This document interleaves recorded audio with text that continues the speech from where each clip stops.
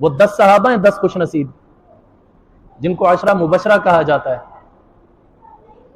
उनमें हजरत तलहा बिन उबैदुल्लाह रजी अल्लाह ताला अन्हु ईमान कब लाए?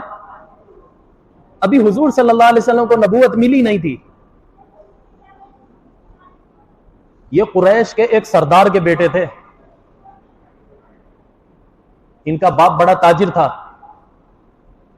सरदार भी था, कुरैश का बड़ा सरदार था, उबैदुल्लाह। तो ये इकलौता बेटा था। उस वक्त इसकी उम्र 17 साल थी। अभी हुजूर को नबूवत मिली नहीं थी। तो इसके बाप ने इसको एक ताजिरों का काफिला देकर भेजा मुल्क शाम के लिए तिजारत करने। आजकल तो हमारे यहाँ बाजार बने बनाए हैं, सुबह को जाकर दुकान खोलते हैं, शाम को बंद कर देते हैं। 1929 तक ऐसा नहीं था। खिलाफत उस्मानिया खत्म हो गई, अंग्रेजों का दौर आ गया, तब भी ऐसा नहीं था। उसके बाद तक भी ये रवाज रहा है। बाजार ऐसे नहीं हुआ करते थे। काफिले आया करते थे ताजिरों के बाहर से, वो एक चिटियल मैदान में खेमे लगा लिया करते थे, वो पूरी की पूरी बस्ती आबाद हो जाती थी। फिर शहर में ऐलान कर देते थे, भाई ताजिरों का काफिला आ गया, जिसने जो सामान खरीदो फरोख्त करनी है आ जाए। लोग आया करते थे, वहां खरीदो फरोख्त किया करते थे। 4-5 दिन बाजार लगा रहता था, उसके बाद माल मडी उठाकर आगे चले जाते थे। फिर किसी और इलाके में जाकर तिजारत किया करते थे, बाजार लगा करता था। तो पहले जमाने में बाजार ऐसे लगा करते थे।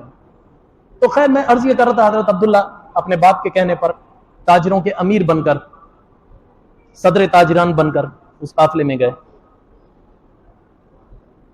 मुल्क शाम जाने से पहले बसरा में जब पहुंचे हैं तो इन्होंने कहा यहां पर हमें मुनाफा ज्यादा होगा, बाजार यहीं लगाओ। पहला बाजार वहां लगा, बाद में मुल्क शाम में लगना था। अमीर के लिए अलग खेमा नस्ब कर दिया गया।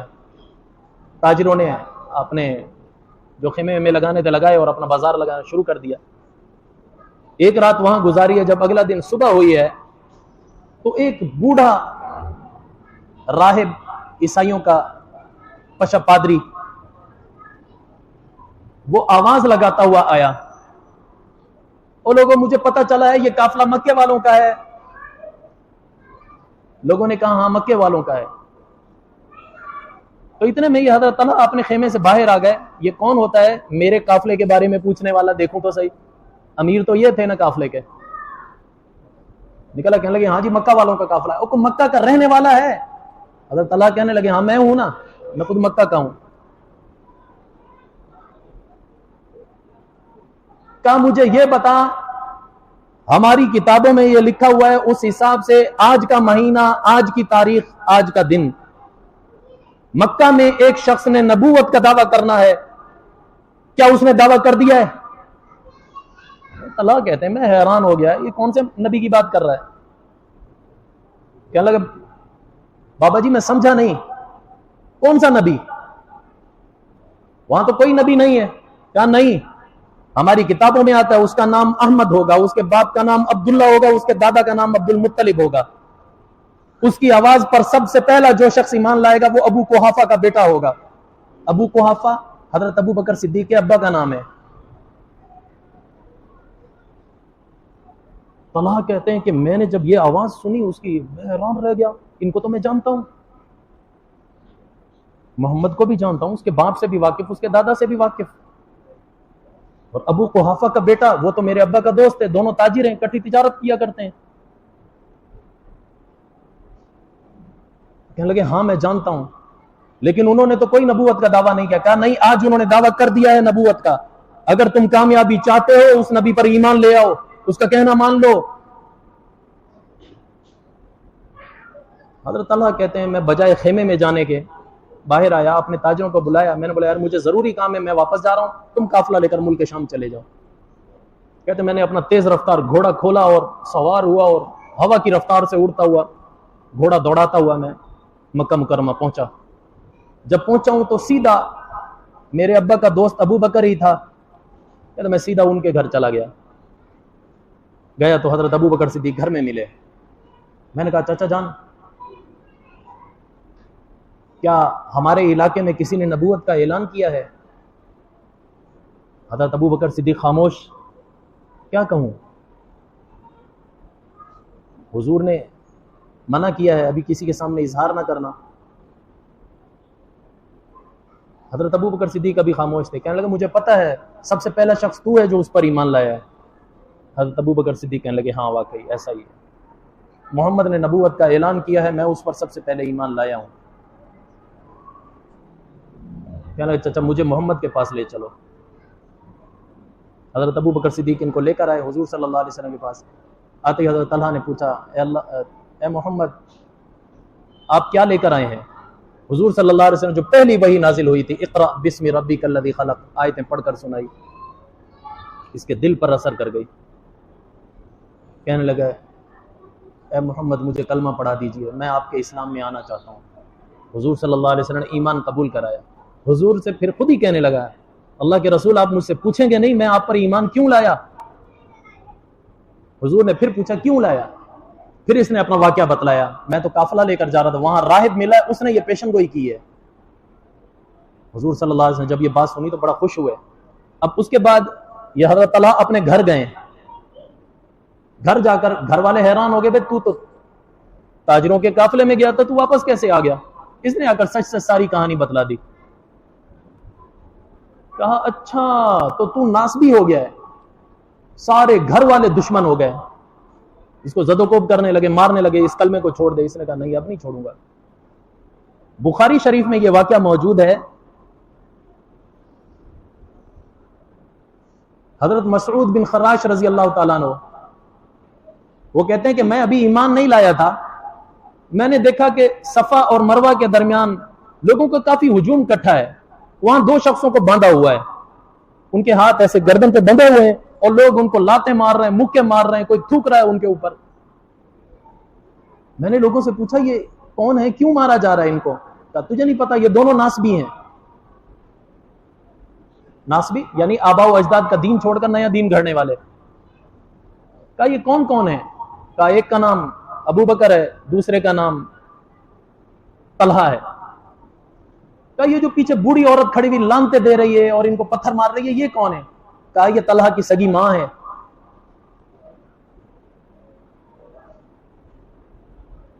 सगी मां। खैर मेरे अर्ज करने का मकसद सहाबा ने ये तकलीफें सही हैं इस्लाम कबूल करके। फिर उसके बाद मजालिम तो चलते रहे मक्का मुकर्रमा में, बहुत सारे सहाबा मजालिम की चक्की में पिसे। बिलाखिर अल्लाह ताला ने हिजरत का हुक्म दिया। हजरत तलहा गिरफ्तार थे, माँ बाप ने गिरफ्तार करके रखा। बिलाखिर एक दिन अपना जेल खाना तोड़कर मुल्क शाम भाग गए। इत्तेफाक की बात है वहां से काफी अरसे के बाद जब वापस लौट रहे थे मक्का आने के लिए, क्या बात पुरानी हो गई, आई गई हो गई होगी, ये सोचकर जब वापस आने लगे तो रास्ते में इनकी मुलाकात हुई है हुजूर सल्लल्लाहु अलैहि वसल्लम से। कब? जब हुजूर सल्लल्लाहु अलैहि वसल्लम मक्का से हिजरत करके मदीना की तरफ जा रहे थे और तलहा उसी रास्ते से मक्का की तरफ आ रहा था। वहां मुलाकात हुई है, हुजूर से हाल अहवाल हुआ। पूछने लगे या रसूलल्लाह आप यहां कहां जा रहे हैं? कहा मक्का वालों ने जीना हराम कर दिया है, मुझे अल्लाह ने हिजरत का हुक्म दिया, हिजरत करके हम मदीना जा रहे हैं। कहा अच्छा इतने हालात खराब हैं? कहा हाँ। फिर हजरत अबू बकर सिद्दीक से पूछा बाकियों का क्या हाल? कहा उनका तो कुछ पता नहीं, लेकिन मेरे घर वाले इस वक्त बड़ी तकलीफ में हैं। तो हजरत तलहा ने वादा किया कि आपके घर वालों को बाहिफाजत मैं मदीना मुनव्वरा पहुंचाऊंगा मक्का से निकालकर। हुजूर को कहा आप जाओ मदीना। खुद आया मक्का, रात के वक्त मक्का पहुंचा और आकर हजरत अबू बकर सिद्दीक के सारे घर वालों को लिया और खुफिया रास्ते से निकालकर मदीना मुनव्वरा 11 दिन के बाद वहां लेकर पहुंचा, बाहिफाजत लेकर पहुंचा। तो हजरत अबू बकर सिद्दीक ने इसकी अदा देखी तो इतना खुश हुए, अपनी बेटी उम्मे कुलसूम का निकाह इनसे किया। ताज्जुब की बात बतलाऊं, हुजूर सल्लल्लाहु अलैहि वसल्लम की 4 सालियां इनकी बीवियां हैं, इनकी 4 शादियां थी हजरत तलहा की, और चारों की चारों हुजूर सल्लल्लाहु अलैहि वसल्लम की सालियां हैं। हजरत उम्मे कुलसूम हजरत आयशा की बहन है, हजरत आयशा हुजूर की बीवी है। हजरत हमना बिनत जहश हजरत ज़ैनब बिनत जहश की बीवी बहन है। हजरत ज़ैनब बिन्त जाश हुजूर की बीवी है। हजरत फारिया बिन्त अबी सुफियान, ये हजरत उम्मे हबीबा की बहन है। उम्मे हबीबा हुजूर की बीवी है। और एक हजरत उम्मे सलमा की बहन है, मुझे नाम इस वक्त ज़हन में नहीं आ रहा। हुजूर की 4 सालियां इनके निकाह में। अल्लाह अकबर। ये जन्नत की बशारतें ऐसे नहीं मिली, बड़ी तकलीफें उन्होंने बर्दाश्त की हैं। मैं असल बता रहा था, ओहद की लड़ाई में सहाबा इकराम के जब पांव उखड़ गए, दोबारा जब काफिरों ने पलट कर हमला किया तो मुसलमानों को शिकस्त, जो फतह मिली हुई थी वो शिकस्त में तब्दील हुई। उस वक्त मुसलमान तितर बितर हो गए थे सब, कोई कहीं कोई कहीं। यहां तक कि हुजूर सल्लल्लाहु अलैहि वसल्लम के पास सिर्फ 10 सहाबा थे, जिनमें से 9 अंसार थे, 1 मुहाजिर था। मुहाजिर यही हजरत तलहा थे, बाकी अंसार सहाबा थे। और दुश्मन जत्थे बना बना कर हुजूर पर हमले कर रहे थे कि किसी तरह इनको कत्ल कर दें, सारा मैदान साफ हो जाएगा। कुदरत खुदा की, हुजूर का हर जानिसार मरते दम तक हुजूर की हिफाजत करता रहा। एक एक करके 9 के 9 अंसार साहबा शहीद हो गए। आखिर में हजरत तलहा अकेले बचे, अकेले लड़ रहे थे। दुश्मनों का जैसे जोर आता, रेला आता, ऊपर हमला करने, धकेलते धकेलते उनको अकेले पीछे ले जाते। अचानक एक मरतबा लड़ते लड़ते उन्होंने देखा कि हुजूर सल्लल्लाहु अलैहि वसल्लम अकेले, एक काफिर ऐसे तलवार मारने लगा। इन्होंने अपनी लड़ाई छोड़ी, तलवार फेंकी, भागता हुआ आया और आकर ऐसे तलवार को हाथ से पकड़ा, चलती हुई तलवार को हाथ से रोका, उंगलियां कट गई। उंगलियां कट गई। उंगलियां कटी तो इनके मुंह से निकला हसनुन, बहुत अच्छा हुआ, बहुत अच्छा हुआ। यानी अच्छा हुआ, मेरा ही हाथ कटा ना, हुजूर तो बच गए। इस वजह से उन्होंने कहा हसनुन। हुजूर ने उसी वक्त फरमाया, तलहा अगर तू इस वक्त बिस्मिल्लाह कह देता, अगर तू इस वक्त लफ्ज बिस्मिल्लाह कह देता, जैसे तेरी उंगलियां कटी तू बिस्मिल्लाह कह देता, अल्लाह तुझे ऐसे जिंदा आसमान पर उठा लेता जैसे ईसा अलैहिस्सलाम को अल्लाह ने जिंदा आसमान पर उठा लिया है। क्यों? अल्लाह की मोहब्बत तुझ पर इतनी आ चुकी थी। ये मकाम पाया है। अल्लाह के नबी फरमा रहे हैं, अगर इस वक्त तो यानी ऐन जंग की हालत में, मुसीबत में फंसे हुए, उस वक्त भी हुजूर सल्लल्लाहु अलैहि वसल्लम सहाबा की तरबियत फरमा रहे हैं। अंदाजा कीजिए, उस वक्त भी हुजूर सल्लल्लाहु अलैहि वसल्लम एक अच्छा रास्ता उनको दिखा रहे हैं कि यहां पर हसन नहीं बिस्मिल्लाह कहना चाहिए था, वरना ऐसे में तो किसी को किसी की होश ही नहीं होती।